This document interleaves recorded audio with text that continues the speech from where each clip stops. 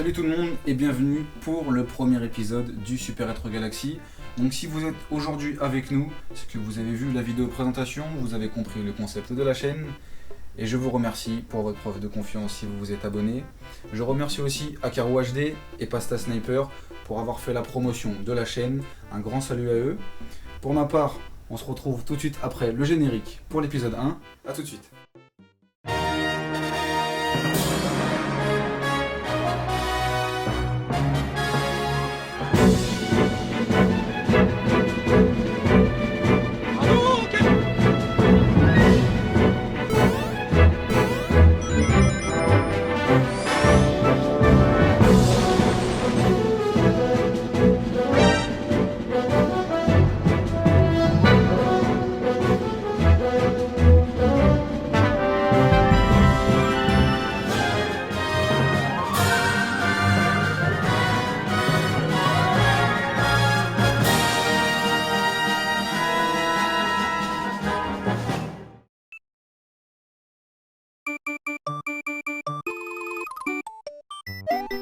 Et comme promis, on se retrouve tout de suite après le générique, qui j'espère vous aura plu, générique officiel de la chaîne.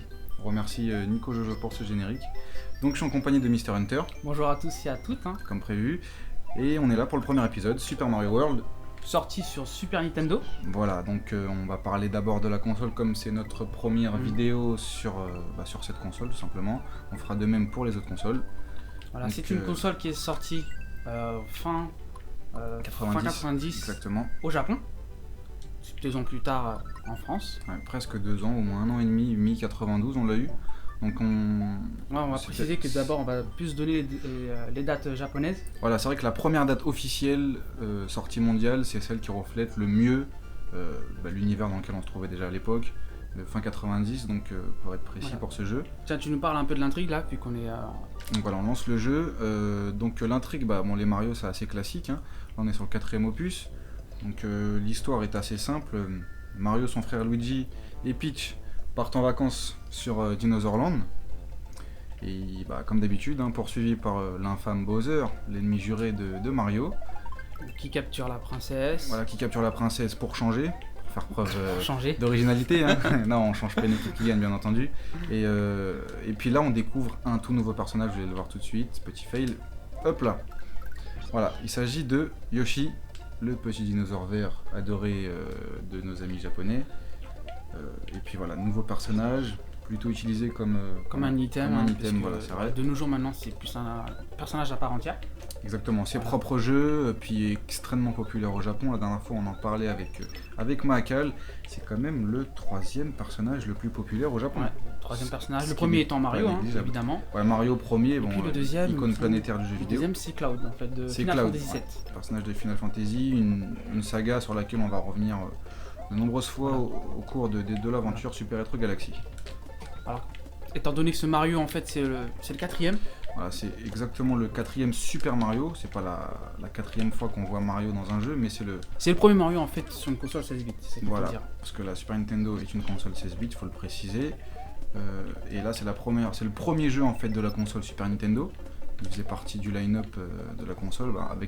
Souvent, Nintendo lance une console avec un Mario. C'est un petit rituel. C'est normal.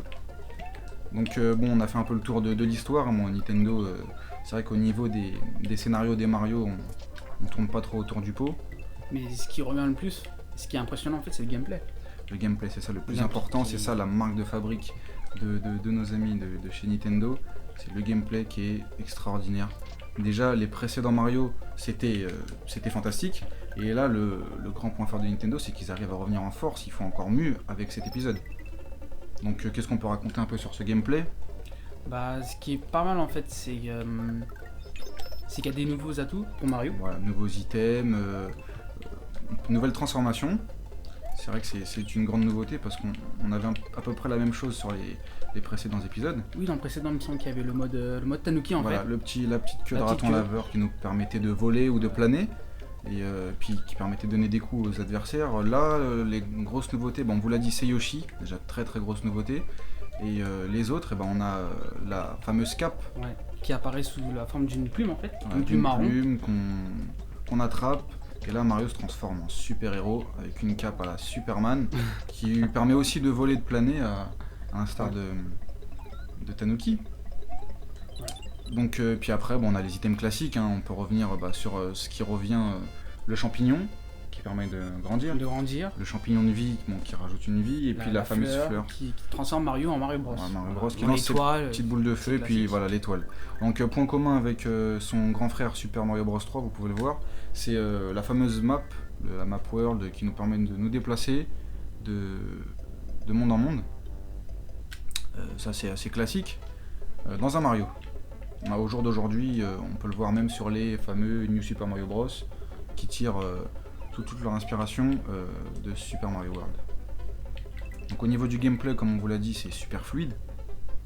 Pas besoin de notice. Hein. Oui, puis en même temps, ce qu'il faut ajouter, c'est le fait qu'on peut revenir en arrière, parce que déjà, le jeu, son genre, c'est de la plateforme. Voilà, c'est un jeu de plateforme. Mario, c'est vrai qu'on l'a pas précisé tout de suite. C'est un jeu de plateforme en 2D pour les premiers Mario. C'est du scrolling horizontal, donc on se déplace de la gauche vers la droite. Et oui, c'est vrai que petite particularité, on peut revenir en arrière. C'est pas le cas dans le premier Super Mario Bros par exemple, ce qui est quand même vachement utile au cas où on a oublié quelque chose sur la route. C'est pas négligeable comme petit détail. Alors, on parle de Mario, on parle du jeu, mais on n'a pas parlé de celui qui a créé Mario. Le papa de Mario, c'est quand même super important, une très très grande icône dans le monde du jeu vidéo. Voilà, il s'agit en effet de Monsieur Shigeru Miyamoto. Voilà, mais le grand Miyamoto, grande figure, le papa de Mario. Donc on lui doit la saga, les personnages qui vont avec, l'univers Zelda aussi. Ouais. Donc Monsieur Miyamoto qui a développé ce jeu avec une petite équipe chez Nintendo, petite vingtaine. Si je dis pas de bêtises, la durée du développement c'était combien déjà ? Il me semble 3 ans. 3 ans. Aux alentours de 3 ans. Puis bon, il n'était pas tout seul, c'est le nom qui ressort du développement de chez Nintendo souvent. Mais bon, il y avait quand même une autre grande figure avec lui. Monsieur Koji Kondo. Hein, voilà, pour la musique. Qui est pour la musique. Hein. Donc pourquoi aujourd'hui la musique de Mario est aussi populaire, facile à retenir. C'est entraînante quoi. Jouer au piano et à la flûte dans les écoles japonaises, je doute. Non ? Tu les vois bien les japonais, à la flûte, elle a jamais fait de... Et voilà, j'ai des conneries, je fais des conneries en plus. Non, c'est vrai Koji Kondo, grande figure aussi au domaine musical, donc pareil, musique des Mario, des Zelda. On lui doit aussi les musiques de Super Mario World. Donc une petite équipe. Ce qui est impressionnant en fait, c'est que il a fait les musiques du jeu avec un piano. Ouais, c'est vrai que mais pas beaucoup de notes. C'est vrai que peu de mesures. Il arrive à nous sortir quand même des mélodies extraordinaires. Et puis ce qu'il faut retenir aussi, c'est qu'en fait la musique de l'intro, c'est la seule, c'est l'original. Ensuite pour le monde, voilà, c'est vrai qu'après c'est des remixes en fait. C'est des remixes. Il y a seule la musique de l'intro qui est et celle du monde 1 en fait, il part de ce son et puis avec ce son il le remasterise pour faire les mondes suivants. C'est quand même extraordinaire pour l'époque sur console 16 bits de faire des mélodies aussi entraînantes. On vous présente ce jeu aussi c'est pas pour rien parce que quand même c'est le jeu le plus vendu sur la Super Nintendo. Voilà, déjà pour ma part et au sein du Super Retro Galaxy, je pense qu'a fait l'unanimité cette console. Moi c'est l'une de mes consoles préférées, voire ma console préférée, car chaque titre de Nintendo a eu son meilleur titre pratiquement voir le jour sur cette console. Il s'agit des Mario, des Zelda, des Metroid. On a vu le premier Mario Kart aussi. Bon, tout ça, vous verrez tout ça sur la chaîne. Il vous suffit de vous abonner et vous serez tenu au courant des sorties des vidéos. Comme l'a dit Mr Hunter, c'est le jeu le plus vendu. Donc la console déjà s'est vendue aux alentours des 50 millions d'exemplaires. Ce qui n'est pas du tout négligeable. C'est un grand succès. Et le jeu a fait 20 millions à peu près. 20 millions d'exemplaires, donc grand succès. Jeu le plus vendu de la console, qui faisait partie du line-up de départ. Ensuite, il y a eu forcément des suites de ce jeu. Alors, ils ont fait des suites, qui sont un peu moins connues que l'original. On a eu l'aventure de... Vous avez le titre en haut, Yoshi Island. Donc, ils ont fait le jeu Yoshi Island qui est sorti en 95, si je dis pas de bêtises. Sur Super NES aussi. Donc, c'est un petit peu la suite, entre guillemets, de Super Mario World. Et faut pas oublier aussi le remake de Super Mario World qui est sorti en 2002 sur Game Boy Advance. C'était Super Mario Advance 2, qui est le remake. C'est une petite suite, quelques petites nouveautés. Vous le verrez peut-être sur la chaîne, il y a des chances, Et puis, parce que c'est aussi un bon jeu. C'est sorti aussi sur console virtuelle en fait sur la Wii. Et sur console virtuelle, bien sûr, en téléchargement sur la Wii. Et certainement sur la Wii U, je pense qu'il n'est pas encore sorti, mais ça ne serait tardé. Voilà, on fait le château. On arrive dans le donjon, donc on n'ira pas plus loin dans le jeu après, parce que interdiction de vous spoiler, c'est le but de la chaîne, c'est de vous montrer simplement le début. Et après, surtout que vous puissiez en fait rejouer Voilà, au jeu, c'est ça, découvrir en fait le jeu. C'est ça l'intérêt, c'est à vous de jouer ensuite, de découvrir, de terminer le jeu, et que vous preniez autant de plaisir qu'on a pu prendre en jouant. Toi, tu l'as fini ce jeu, toi? Moi j'ai terminé, bien sûr. Après, c'est vrai que les Mario, alors je dis c'est jouable pour, on l'a déjà dit, pour tout âge. C'est vrai que c'est vachement facile comme gameplay. Mais après, pour terminer le jeu, ça c'est encore une autre histoire. Ça c'est sûr que bon, il y a quand même une petite part de difficulté.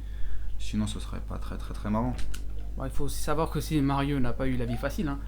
Il y a eu un fameux concurrent qui C'est vrai que lui a mis des bâtons dans les roues. Hein. sur la console NES, qui a vu les 3 premiers Super Mario Bros, que vous pouvez voir juste ici, Mario avait pas vraiment de concurrent à part la première mascotte de Sega, qui était Alex Kidd, mais il faisait pas le poids face au plombier moustachu. Et quand Sega est rentré dans le monde des générations 16 bits, Ouais, 16 bits, il a les sorti premiers. sa grosse mascotte, Il s'agit de Sonic, hein. Voilà, Sonic Sonic. l'hérisson bleu. The Hedgehog, qui était le vrai concurrent de Mario. Là, il avait vraiment du fil à retordre. Et c'est pour ça que Nintendo, en retard sur le marché des consoles 16 bits, a quand même réussi à tenir tête. Et même la Super Nintendo, c'est mieux vendu que la Mega Drive. Donc vous verrez la Mega Drive dans un prochain épisode. Mais la Super Nintendo, elle, avec son retard, à titre de comparaison, Xbox 360, PlayStation 3, et Xbox 360 sorti 2 ans d'avance par rapport à la Super Nintendo. La Super Nintendo. Oula. Si je me fais dire des conneries. À la PlayStation 3. Ah, PlayStation 3. Sortie en 2005 et la PlayStation 3 en 2007. Ouais. Et malgré, grâce à ces 2 ans d'avance, on va dire, la 360 c'est quand même mieux vendu. Et là, on peut le voir que malgré son retard, la Super Nintendo, elle, c'est mieux vendu que la Mega Drive. Mega Drive s'est vendu autour de 30 millions. Aux alentours de 30 Ouais, millions, quand même ouais, 20 ouais. millions de moins que la Super Nintendo. Ouais, c'est quand même c'est un beau retard rattrapé. Hein.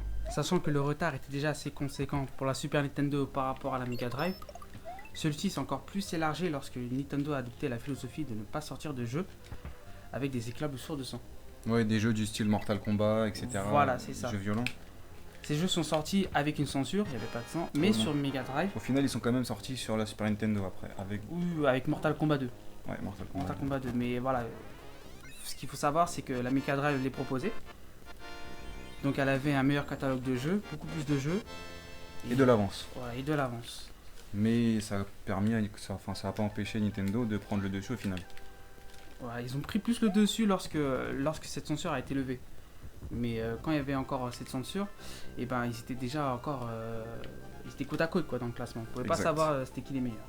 Donc voilà, on vient de terminer le premier monde, entre guillemets, premier donjon. Donc il y en a plusieurs autour de dans Oui, ce jeu. il y a quand même 7 mondes. 7 mondes, 96 niveaux. une centaine de niveaux. Ouais. Donc on vous invite à votre tour à faire le parcours. Il y a Maru qui vous dit merci. le petit œuf Voilà, qui bouge. n'hésitez pas vraiment à vous relancer. C'est peut-être un jeu ancien, mais ça vaut le coup d'y jouer. C'est un incontournable en fait. Et Un grand classique du jeu vidéo, bien sûr. On va s'arrêter là-dessus, Ouais, certainement. on va pas continuer. Puisque... Moi déjà je tenais à faire une dédicace comme j'avais promis, donc je dédicace cette vidéo, en particularité ce jeu, Super Mario World, au père de Ben Kenobi. Donc voilà, Alain, si tu nous regardes, c'est pour toi, je sais que tu apprécies ce jeu, ça fait plaisir. On va rester sur ces images. D'ici là, portez-vous bien Ouais. jusqu'à l'épisode 2, et puis on vous dit à la prochaine. Allez, ciao. Salut!